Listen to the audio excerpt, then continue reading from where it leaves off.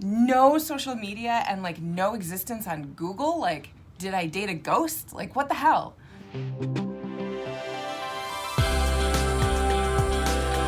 So I was telling a friend of mine the other day that this year, 2020, is the 10-year reunion for college for me and a bunch of my girlfriends. So we're planning to do like a little girls trip up to Duluth. It's gonna be super cute because I haven't been there in forever. And I realized the other thing that would be kind of cool is I wanted to connect with my college boyfriend from back then because, long story short, the guy has zero social media, and I mean none. So I have no idea what's going on in his life. And we haven't talked in 10 years, mainly because that breakup was holy god awful. Like, the kind of breakup that like burns your soul and you're like, so yeah, we should like never speak again. And we haven't. But now it's been like 10 years and I'm just kind of curious what's going on in his life. And I think you know what it's like to like care about somebody for a really long time and you still like kind of have that emotional connection, but now like I'm cut off from knowing anything that's going on. So I just thought it would be interesting to reconnect with him after 10 years and say like, hey, what's going on in your life and that whole thing. So this is where our journey begins, because in order to reconnect with Spencer, I actually have to find the guy. Because like I said, he has absolutely no social media, none. And I checked them all. He's just not there. And so this story is kind of about, this is a big long story of how Rachel is creepy as fuck. Because I think that we all do the like normal stalking of like social media. Like if there are like 3 tiers to stalking, there's like normal, kind of intense, and then like, holy shit, what are you doing? Like that's our 3rd level. So I checked the social media level like everybody does, and I'm like, well, surprise, surprise, he's not there. Not shocked. So now I have to go to like level 2 and be a little bit more intense in order to try to find this guy. And I knew once upon a time that he had a personal website. So I typed in the personal website and I got a blank page. So it was shut down.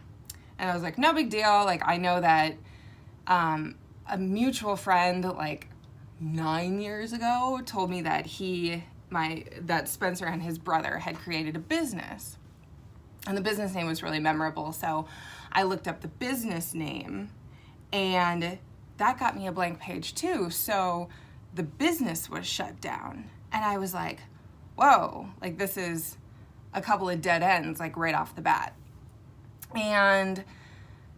But still like stuck in the Google archives was a phone number for the business. And I was like, well, maybe sometimes when you start a business, you end up using your personal number instead of like setting up a new business number. So I was like, nah, like maybe I'll like give that a try.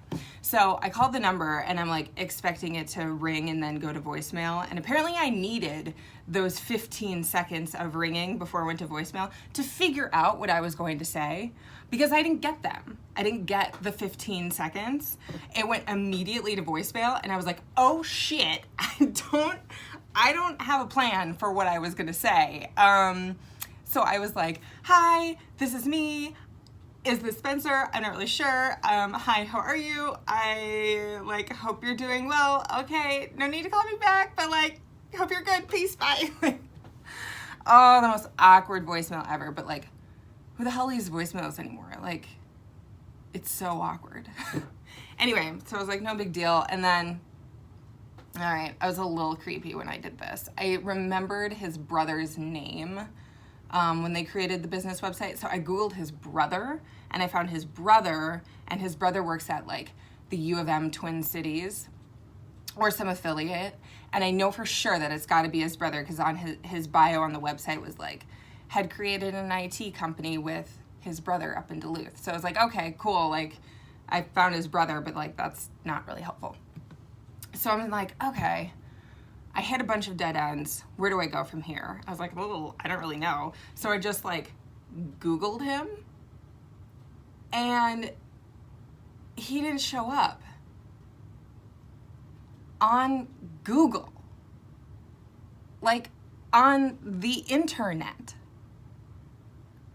What? What? How is that possible? How is that a thing? I even checked Google Images because I know there was I know for sure that there was an old photo from college on Google Images. And I went through every page of his name on Google Images and it is no longer there. I didn't even know that was physically, like if I had to, like if I wanted to remove my presence, my human being, my name, my face from the internet, I don't think I could. Like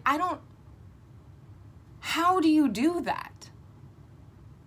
Because I'm like on Asade's website, or they tagged me in this, or they hit me on that. Like, what?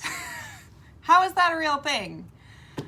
So then I'm like, shit, what do I do here? Because I did social media, I did the second level of stalkering, and I can't think of anything else I would do that a normal person would think of to like find this guy. And at this point it feels a little bit like a challenge. You know what I mean? Like, oh bitch, I will find you. You think you can hide from a crazy ex-girlfriend? Oh no, I will find you.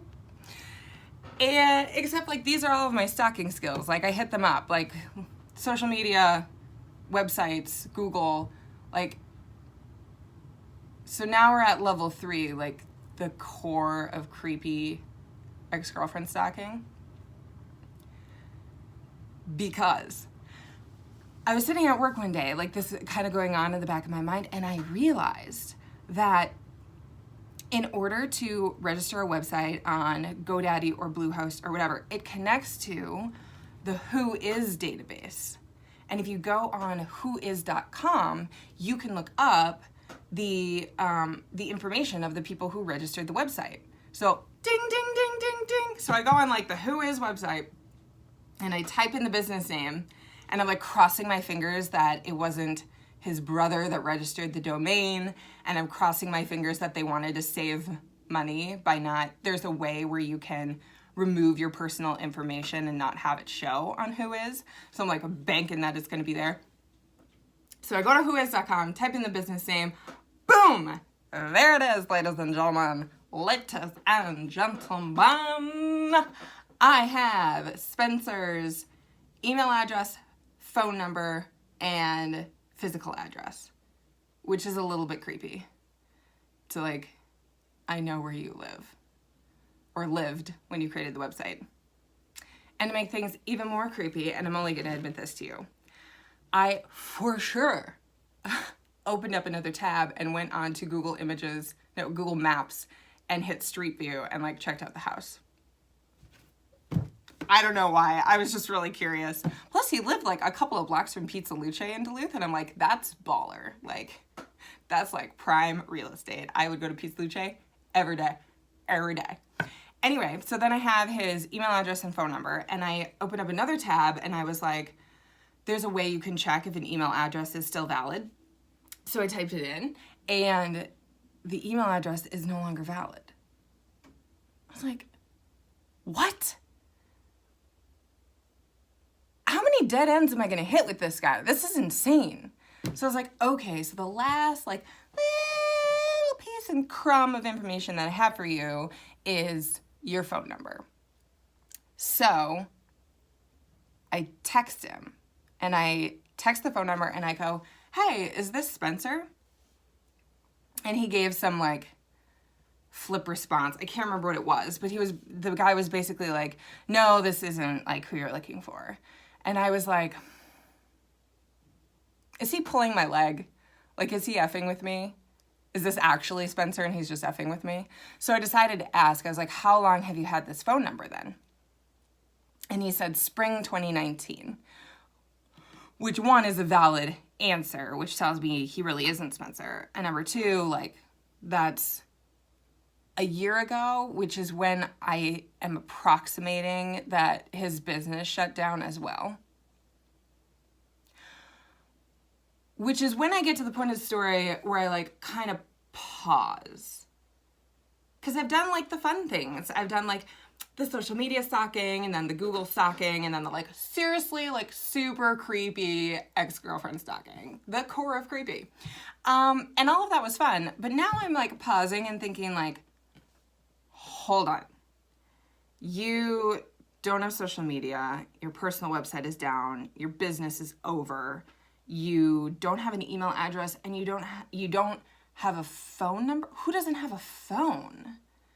And you don't exist on the internet? Like, did I date a ghost? What's happening here? And or like, I was kind of like, through this whole journey, I was kind of impressed. I'm like, holy shit, like, you are really good at being like off the fucking grid. But my like being impressed has actually kind of turned to like feeling concerned. Because I'm genuinely like, if you don't even have a phone number, like, are you alive? Like, there are some things that you need in the modern world to, like, exist. And I feel like a phone number is one of them. And I'm like, now I can't tell if I'm being, like, a crazy ex-girlfriend who's, like, hyper-paranoid and thinking that her ex is dead. Or if, like, this is a valid and genuine concern. And so I called a girlfriend of mine. I told her the whole story. And I was like, here's the weird thing that I'm thinking about doing that's like beyond the core of creepy. Like if there's like a crater to the center of the earth around like how ridiculously out of line this is, I'm there. I'm thinking about emailing his brother and asking if he's alive. And my girlfriend was like, I actually think that might be valid. Like this is very weird. Unless he's like playing with penguins in Antarctica and there's some like really random reason, like he may have, because I have no social ties to him at all, right? Like when we broke up, it was like game over. I don't even have loose ties to this guy anymore. So who would tell me if he passed away? So I'm like, okay, so I had my friend say like, yeah, I don't think that that's like completely insane. Although she did say like, maybe when you reach out to the brother, you don't phrase it as like, hey, is your brother dead? Like find maybe like a little more gentle and palatable way to say like, I'm looking for him. Legit. So I emailed the brother and I was like, hey, this is Rachel. I'm looking for your brother Spencer. It's our 10-year reunion this year. I'm planning like a mini reunion and just like looking for him. In the process of looking for him, I stumbled upon you instead. If you happen to have his contact information, would you be willing to share it with me? As I say that out loud, that sounded good. That sounded very good. Very profesh. Not at all like I'm like freaking out. So I sent that on a Sunday, and on Monday, I got a text. And it said, hey, this is Spencer. He's alive! The dead is risen! But pause. I check the phone number that he's texting me from, and I'm like, that phone number looks real familiar. And I look it up, and it's the business number that I called like 2-3 weeks ago and left a voicemail, that awkward voicemail. That's the number. And part of me is like, well, I think in that voicemail I was like, no need to call me back, just like thinking of you. But all of a sudden I feel very uncomfortable. I feel like, okay, so like from his point of view, I like called that number, left a voicemail, and then 2 weeks later emailed his brother and like forced him to text me back, basically. Ugh. Okay, but legitimately from my point of view, it made sense. So I just decided to pretend that I didn't notice that we've already been in contact. And his text was very dude-like. Like, no capitalization, no grammar, no punctuation. Like, I don't even think he capitalized his own name. I was like, Jesus, put less effort in, bro. Good God. But I just ignored that altogether and was like super warm in my response. I was just like, oh my God, you're alive, with like too many eyes. Do you realize that you have literally zero presence on the internet? I wasn't sure if I should be impressed or concerned. That's what I said. And he said nothing. Yup. Like, I've told this story to a couple of girlfriends, and the reaction that I get every time is like this like pause and then, wait, what? like, why did he reach out to you in the first place? Like, why did he even text you to say like, hey, this is Spencer? Like, he could have just ignored his brother's email like altogether. Like, why connect in the first place? And I was like, I don't know. I have no idea. I guess the options are, one, I don't want to talk to you, Rachel. Which I kind of doubt. Like, our breakup was 10 years ago, and if there are anyone who has hard feelings around it, I'm definitely the one and not him. Like, and if I can get over it, you can get over it. Two, he thinks I'm really creepy for reaching out, and or men don't really, like maybe he'd be like, why do we want to talk? Like, I have nothing to say to you. Like, they're not relationship oriented the way women tend to be. So like, maybe he's like, okay, oh, I don't really want to engage.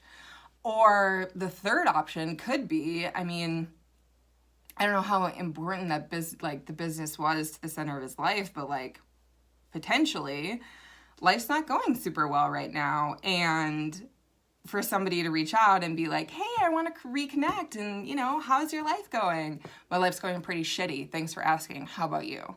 Like, maybe now is just, like, not the right time. Total tangent story. Apologies.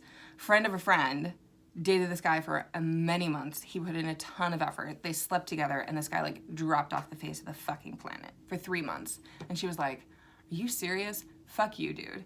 And then 3 months later, he called her and was like, long story short, he got put in the military's version of like he had a mental breakdown, and they like put him in an, I don't want to use the word asylum, whatever it is. Like, he just needed like mental health full time for like 3 months. And as soon as he got out, he called her and he was like, all I was thinking about in those 3 months is like, what an asshole you must think that I've been. Which is the weirdest story ever. And I was like, I don't think that that's what's happening with Spencer. And she was like, I didn't think that was what's happening with that guy, but it did.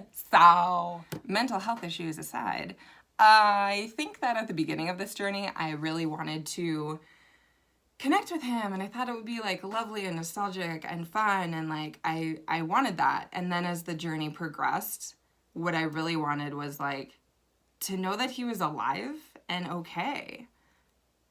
Because I genuinely was like bracing myself for that being a possibility. And so now that I know that he's alive and that like mission is accomplished, goal checked, it would be lovely to connect with him, but I'm only half of that equation.